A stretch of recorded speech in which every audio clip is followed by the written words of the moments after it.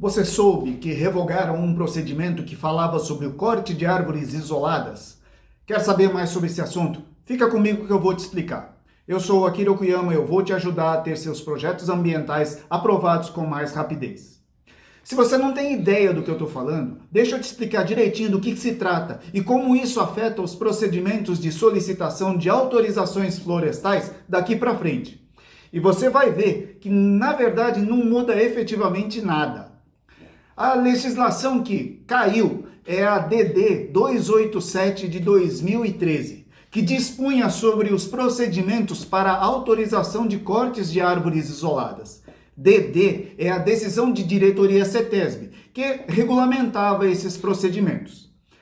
Vamos contextualizar? Para os pedidos no órgão ambiental, referente às autorizações florestais, você tem que fazer o preenchimento do formulário Solicitação D, ASD, no PLA, o Portal de Licenciamento Ambiental da CETESB. Uma vez com a ASD na mão, que você pode imprimir imediatamente após o procedimento, você recebe também o registro de solicitação, que é a lista de documentos necessários para que o órgão ambiental analise o seu pedido e o boleto de pagamento de preço de análise, a menos que você apresente algum documento, ou seja, de alguma instituição que o isente do pagamento. Por exemplo, se for um pedido, uma autorização de queima de cultura agrícola para fins fitossanitários, se você apresentar o laudo que atesta a necessidade de queima para erradicação do cancro cítrico na cultura, emitido pela CAT ou EDA, você estará isento do pagamento de preço de análise da CETESB. Ou, se for um pedido de outra instituição pública, como uma prefeitura municipal, também é isento do pagamento de taxa do preço de análise da CETESB. Depois que você tem o comprovante de pagamento e juntar toda a documentação necessária, você deve escanear todos esses documentos e enviá-los através do link que você previamente já recebeu para o portal e-ambiente, para que esses documentos componham o processo que será aberto referente ao pedido que você está fazendo ao órgão ambiental. Além de todos os documentos referentes à pessoa física ou jurídica responsável pela solicitação, dados sobre a propriedade que se está pedindo algo e informações sobre o pedido, como plantas, croquis de localização, roteiro de acesso e memoriais de caracterização de vegetação, o interessado no processo deve demonstrar uma forma de compensação ambiental, revertida na forma de plantio de mudas de árvores nativas em área determinada pelo próprio interessado e aprovado pelo órgão ambiental, mediante a apresentação de projeto de recomposição florestal ou compensação ambiental, de modo a assinar o TCRA, o Termo de Compromisso de Recuperação Ambiental. Especificamente no caso de corte de árvores isoladas, esse procedimento era elaborado com base numa decisão da diretoria da CETESB, de número 287 de 2013.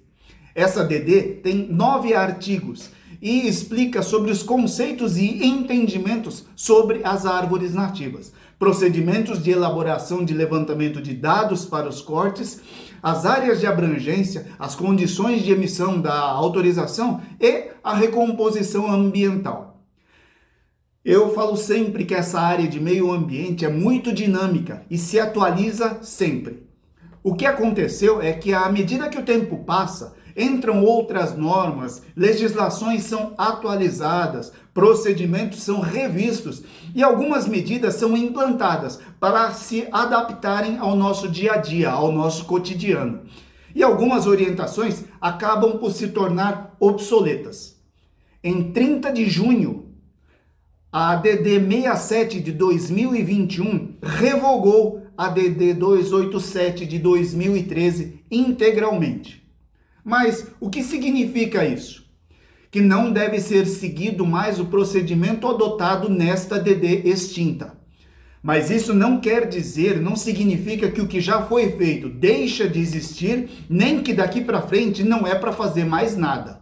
Tanto é que a própria DD 67 de 2021 decide que a compensação devida referente à emissão de autorização para corte de árvores isoladas pela CETESB deve seguir a resolução SMA 7 de 2017. Na prática, o texto da SMA 7 de 2017 é mais completa e abrangente e pormenoriza com mais riqueza as condições das áreas a serem autorizadas, classificando-as quanto ao bioma, estágio de regeneração, categoria de prioridade e cobertura vegetal por município, tornando a recuperação ambiental mais regionalizada e personalizada. Por exemplo, a DD 287 de 2013 cita apenas a recomposição por corte de árvores entre 25 a 40 mudas por árvore, dependendo da quantidade requerida para corte.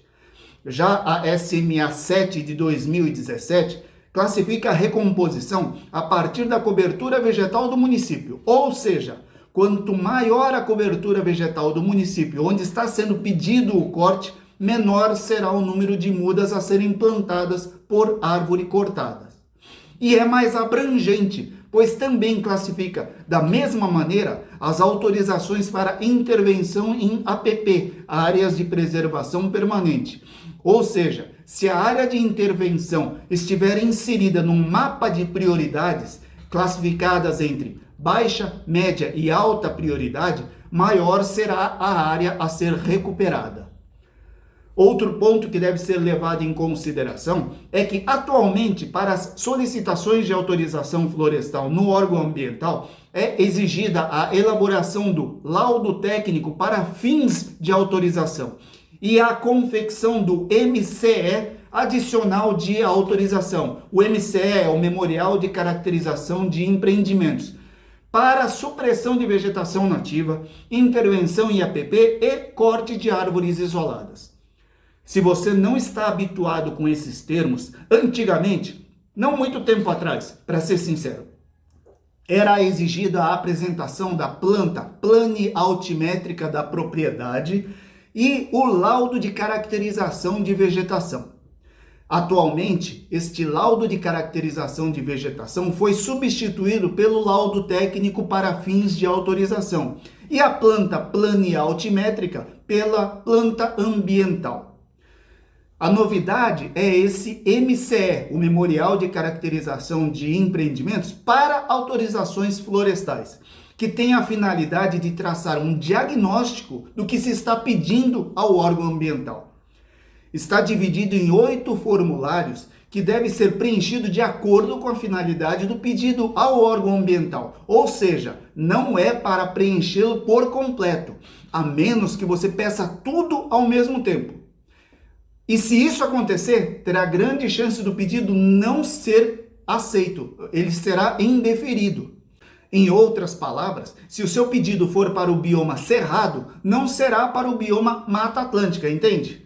E tem um formulário específico para preenchimento de cada bioma. Ou seja, se você preencher o formulário 2, que é para o caso de Cerrado, ou você preenche o formulário 3, para o caso da Mata Atlântica. Para facilitar o entendimento, vou deixar na descrição deste vídeo o acesso ao MCE, ao Manual de Preenchimento do Laudo, além da SMA 7 de 2017. Com relação ao laudo técnico para fins de autorização, ele é recheado de informações e conceitos utilizados para elaboração de autorizações florestais e dá uma boa explicação sobre as nomenclaturas e termos mais utilizados na chamada Agenda Verde do Licenciamento Ambiental. Já falei em outros vídeos e eu te convido a assisti-los nos meus canais do YouTube, Instagram e Facebook sobre esses termos mais específicos usados, mas se você quiser deixar para mais tarde, é uma escolha sua.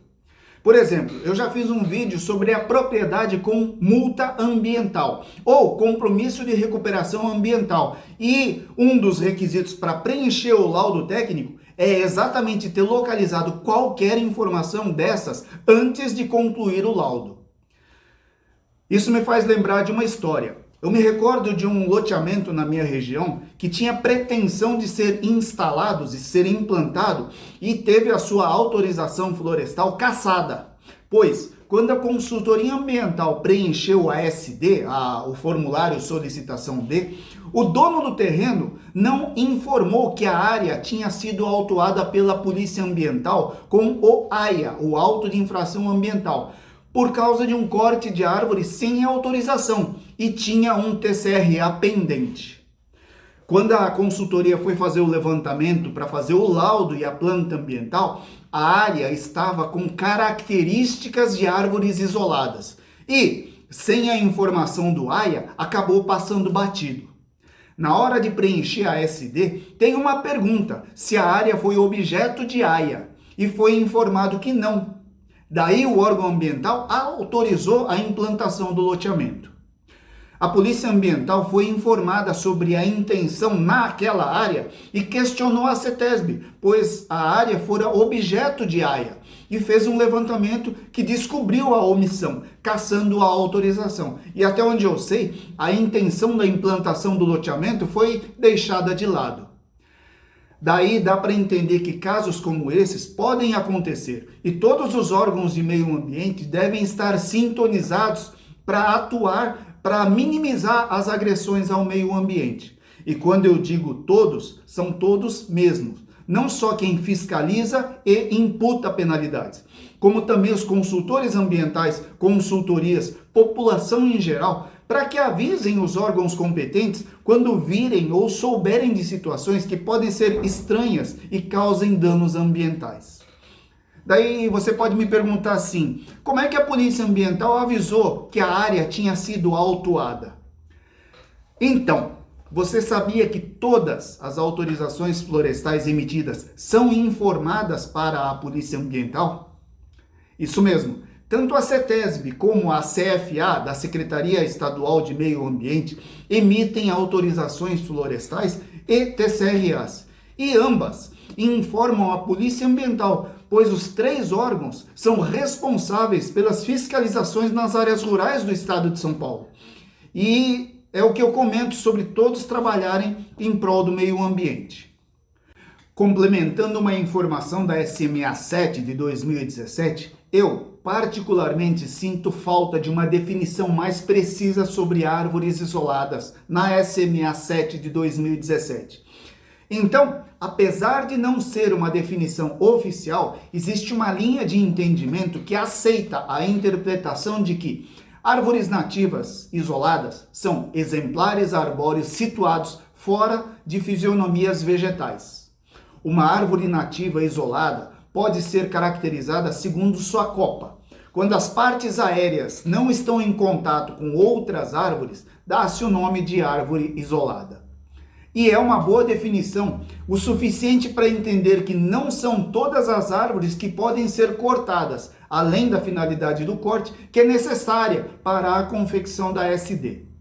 E já que estamos falando da SMA 7 de 2017, de Agenda Verde, vamos conceituar algumas definições, aquelas mais comuns e que você deve saber para trabalhar nessa área. Por exemplo, autorizações florestais e TCRA. O que são e para que servem? Você sabe? Autorizações florestais são processos onde as pessoas, físicas ou jurídicas, interessadas no processo, solicitam para o órgão ambiental corte de árvore isolada, intervenção em APP, área de preservação permanente, e ou supressão de vegetação nativa. E no interior do estado, em razão da incidência desses fatos, existem as autorizações para a queima de cultura agrícola para fins fitossanitários, para a erradicação de pragas como o cancro cítrico ou o greening dos pomares de laranja e limão.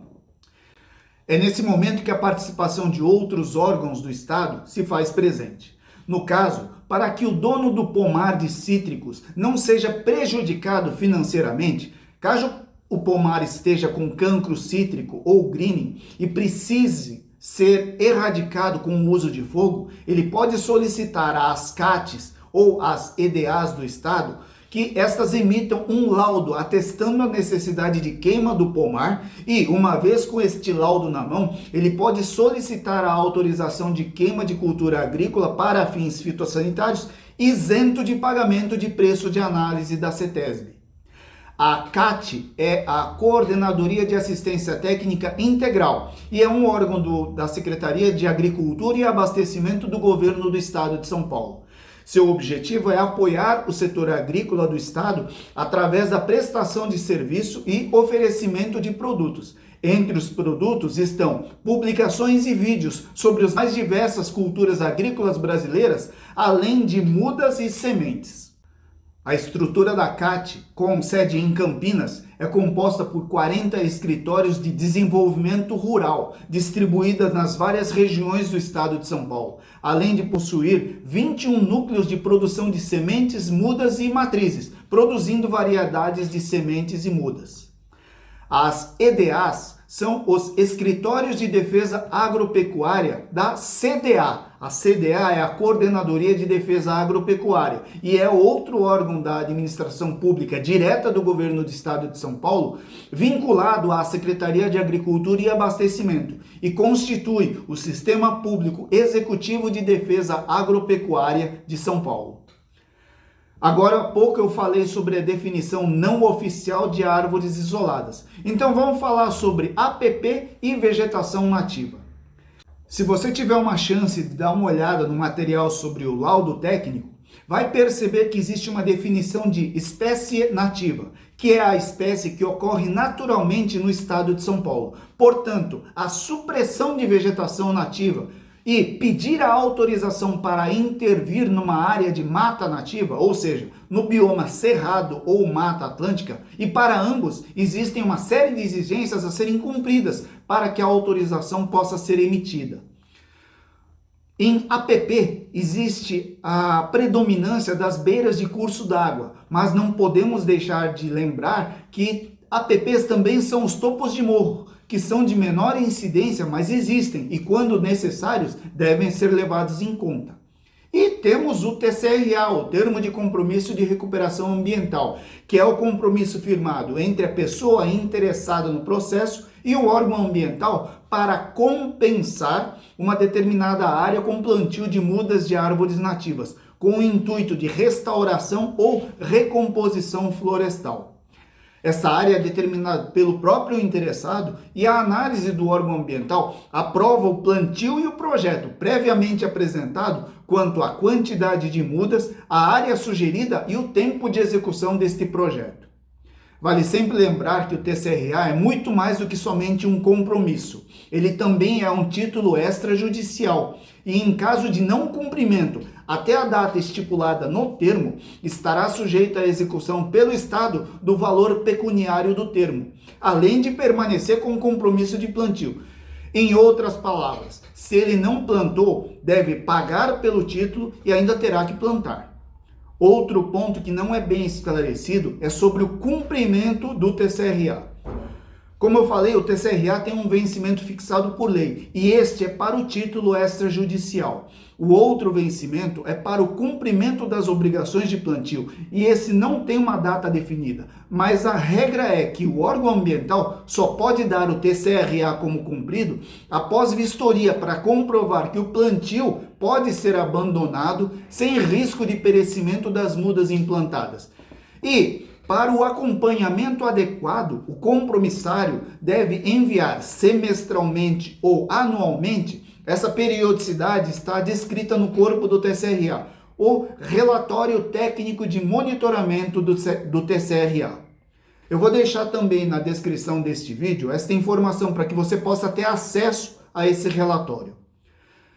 Esse relatório deve vir acompanhado de um relatório fotográfico. E se o compromisso for acima de um determinado número de mudas, ou seja, se o plantio for de até 1.500 mudas em área rural ou 1.000 mudas em área urbana, deve ser preenchido por um técnico habilitado e deverá ser recolhido o ART deste profissional. Um detalhe que nem sempre os profissionais da área prestam atenção é que as fotos devem ser legendadas e devem vir acompanhadas do sentido em que foram tiradas. Ou melhor, deve ser acompanhada de um croquis ou mapa mais macro e mostrar de onde foi tirada esta foto. Outro ponto de atenção é para que não ocorra a sobreposição de compromissos, ou seja, que a área onde se está sugerindo que ocorra o plantio do TSRA, já tem um compromisso anterior firmado. O que acontece é que algumas vezes o compromissário não tem um local próprio para executar o plantio e compra alguma propriedade com a devida anuência do dono da terra para plantar, para implantar o TSRA. Se essa área adquirida já tiver um compromisso, não tem como plantar nesta mesma área, entende? Outro conceito que deve ter a sua atenção é com relação às áreas de reserva legal e cadastros no sistema do CAR. A reserva legal é, nos termos da Lei 12.651 de 2012, o novo Código Florestal. Em seu artigo 3º, uma área localizada no interior de uma propriedade ou posse rural, delimitada nos termos do artigo 12. Tem a função de assegurar o uso econômico de modo sustentável dos recursos naturais do imóvel rural, auxiliar a conservação e a reabilitação dos processos ecológicos e promover a conservação da biodiversidade, bem como o abrigo e a proteção da fauna silvestre e da flora nativa. A reserva legal representa uma parcela percentual da propriedade que deve ser mantida com vegetação nativa, sendo restrita à utilização. Vamos falar um pouco de história? O primeiro conceito de reserva legal surgiu em 1934, com o primeiro Código Florestal. Foi atualizado em 1965, na Lei Federal 4771. Essa daí é o Código Florestal recentemente revogada, que dividia as áreas a serem protegidas de acordo com as regiões, e não pelo tipo de vegetação, como é no atual Código.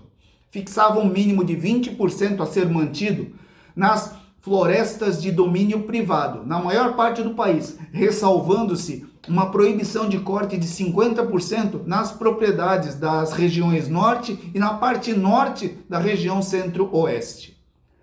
Diferentemente das APPs, das áreas de preservação permanente, que são um espaço protegido, coberto ou não por vegetação nativa, a área de reserva legal deve obrigatoriamente estar recoberta por vegetação nativa, representativa do bioma de onde se localiza o imóvel.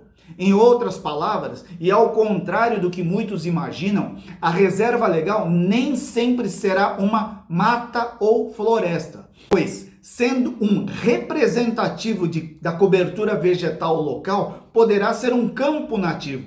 Necessita, portanto, ser vegetação nativa. Com o novo Código Florestal, a averbação da reserva legal em cartório de registro de imóveis deixa de ser obrigatória, desde que haja o registro no CAR. O CAR é o Cadastro Ambiental Rural, que é um registro público, eletrônico, obrigatório para todos os imóveis rurais. Tem como finalidade integrar as informações ambientais referentes às situações das APPs, das áreas de reserva legal, das florestas e dos remanescentes de vegetação nativa, das propriedades de uso restrito e das áreas consolidadas das propriedades e posses rurais do país. Neste conceito, no licenciamento ambiental e nos processos de solicitação de autorizações e alvarás em mananciais nos imóveis rurais, o interessado deverá apresentar apenas o número do SICAR-SP. Contudo, será obrigatório ao interessado apresentar a delimitação da reserva legal no SICAR-SP quando a solicitação de autorização envolver a supressão de vegetação nativa. A proposta de supressão de vegetação deverá considerar os aspectos em relação a reservas legais, artigo 14 e 15 da Lei Federal 12.651 de 2012, o novo Código Florestal Brasileiro. E o DAEE, onde entra nos processos de autorização florestal? O DAEE é o Departamento de Águas e Energia Elétrica e é o órgão gestor dos recursos hídricos do Estado de São Paulo.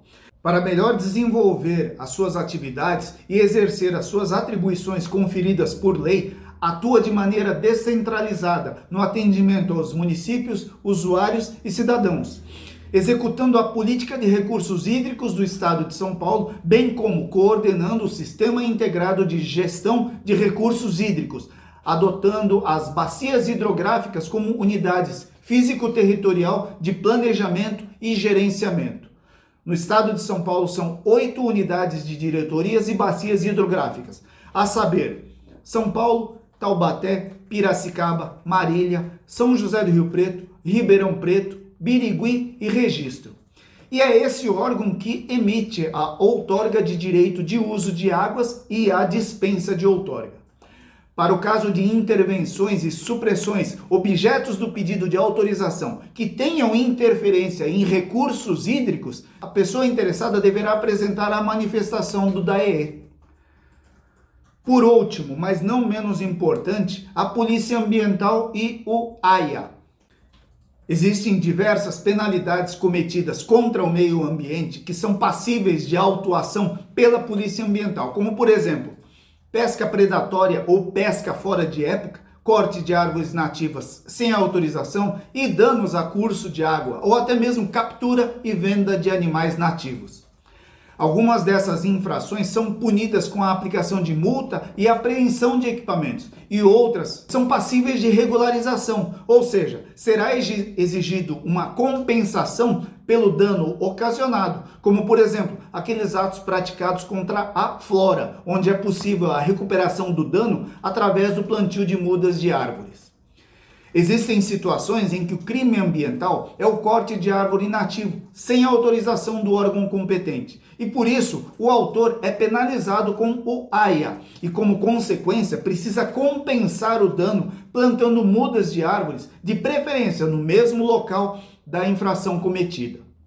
O AIA é o auto de infração ambiental, é um registro formal lavrado pela Polícia Militar Ambiental e é o documento que inaugura o respectivo procedimento administrativo, conduzido pela Coordenadoria de Fiscalização e Biodiversidade, o CFB, da Secretaria de Infraestrutura e Meio Ambiente do Estado de São Paulo, e destinado à apuração, punição e correção de infrações ambientais. Você sabe como se dá a regularização de AIA? E por que, em alguns casos, essa regularização deve ser efetivada através da CETESB?